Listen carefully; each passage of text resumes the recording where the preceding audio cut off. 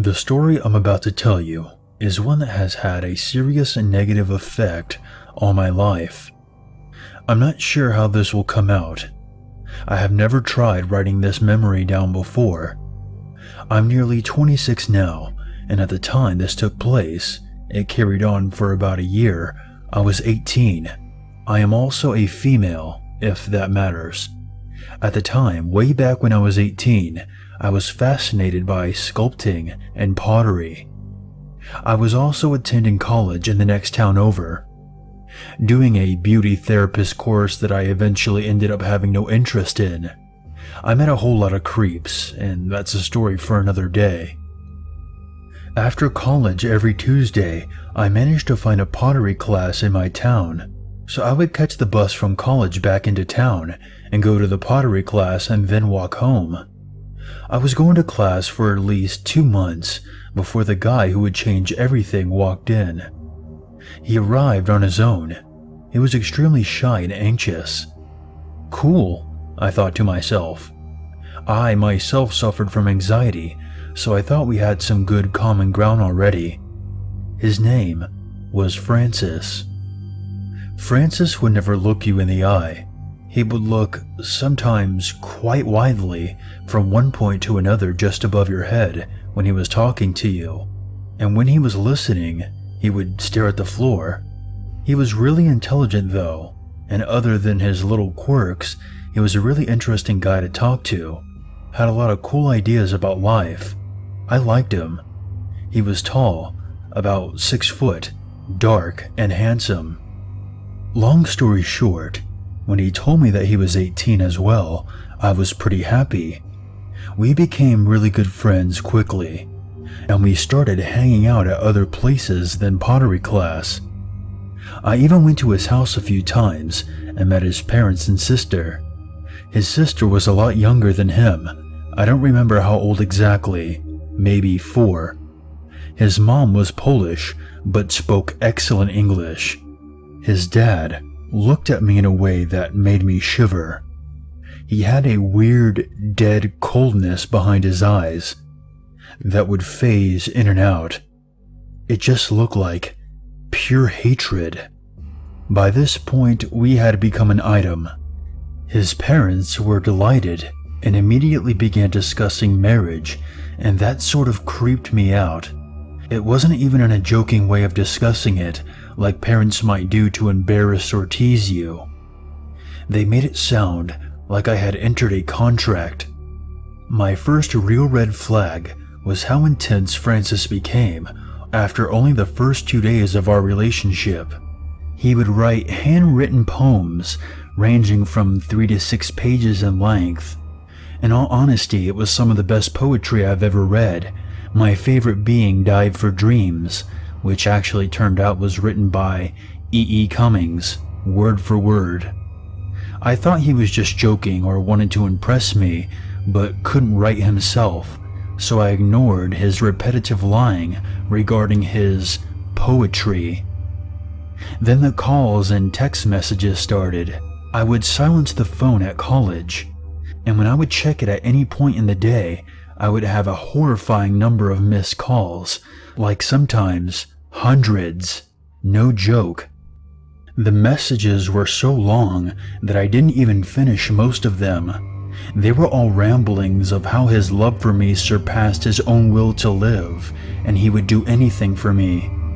This is days into the relationship. I should have been seriously put off, right? Well, I was, but I felt sorry for him, and I did what you really shouldn't do and ignored my gut instinct. He was pretty isolated apart from his family and me. He had no other friends. I just thought he was attention-starved and would eventually level out. It's about this time is when things started to spiral out of control. Shortly after my birthday, Francis had settled down with the letters and messages slightly, but I still got hourly calls all day and throughout the night.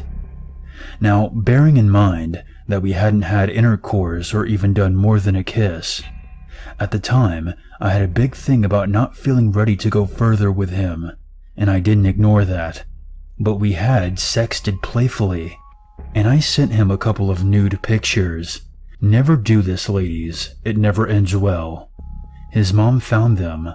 Well, no. To be more specific, he showed them to her. This is where she went absolutely batshit insane. I checked my phone as I left college one day, and apart from the usual missed calls from Francis, I had 14 from his mom. Weird, I thought, and I hit redial. She immediately informed me that she had spoken to a lawyer and was going to ruin my life. I could almost hear her spitting as she screamed down into the phone at me, calling me names and threatening my whole family at one point. I was stumped. This was a massive overreaction to a topless photo and some badly done text dirty talk. I was pretty freaked out. This is when she said it, and my stomach dropped. "He's 13, you fucking pedophile. I'm going to ruin your life." The entire time up to this point, she has gone along with him being 18, picking out prospective universities as he was a child prodigy. Our relationship had been a lie, and her son was really 13. He looked, behaved, spoke, and generally checked out as someone who was my age. And I believed them, of course, because why would somebody help their son lie to someone about all this? She had twisted together a bunch of evidence out of text messages and pictures, and a picture that he had sent me earlier that day. She said that she was going to the police with it. I was an adult, and I would have gotten charged with having indecent images of a minor, and sexual grooming, and God knows what else. They were clever about it, almost as if they had planned this all along. Because I had no evidence in email, text messages, witnesses from any of them saying that he was of age, and she flat out denied that she had ever said that, and she had always told me that he was 13 and she didn't agree with our relationship. Soon my friends stopped talking to me and people started staring who knew me locally. I also got hate mail, all because of a rumor that went around saying that I was a child abuser. I ceased contact with Francis and his family, and they eventually said that they wouldn't go to the police, but only because they accidentally deleted the evidence. I was too scared to tell anyone. She was so descriptive about how she was going to ruin my life and my reputation, and would also destroy my family's lives as well. I just hoped that it would go away. I quit college. I couldn't go outside. I was getting death threats, but if I went to the police, I was scared that they really would think I was an abuser. I had a mental breakdown, and Francis wouldn't stop calling, emailing, Facebooking, turning up and threatening to kill me and set my house on fire if I didn't come back and marry him. He then stole $2,000 off his dad, using his card to order an engagement ring. He showed me pictures of his new girlfriend, who in reality was a model from Thailand who didn't even know Francis and probably wouldn't go anywhere near him. He was trying to make me jealous. He kept demanding that he was really 17, 19, 16, 17 again. He kept sending me videos of really horrific pornography that I didn't even think was legal. He then threatened suicide. He tried everything to get a reaction. He knew I wouldn't go to the police. He made it clear that he would tell them that I showed him private things that he didn't understand, and that he hadn't really deleted the messages. I never replied to him though. For months the emails continued. Every time I would block one address, he would send messages with another. Later in the year, I heard from the girl involved that he held her at knife point after his parents left them to babysit his sister because she wouldn't be intimate with him. She managed to lock herself in the bathroom, and he hacked away at the door pretty bad with a kitchen knife. His parents got back, but refused to believe the girl's story, before he eventually stabbed his own mother in the shoulder in a fit of wild rage. And only then were the police called and the girl was allowed to leave. He was diagnosed with autism and was never punished by the police. Personally, I have never met anyone with autism who was anything like Francis. I don't know a lot of autistic people, so I'm skeptical, but I really don't know. As I mentioned at the beginning of the post, I'll be 26 soon, and I haven't heard from him since he stabbed his mom years ago.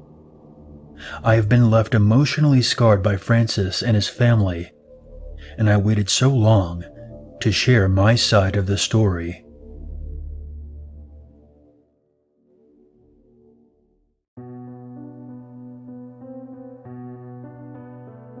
Hey guys, Unit 522 here, and I want to thank you very much for watching my video.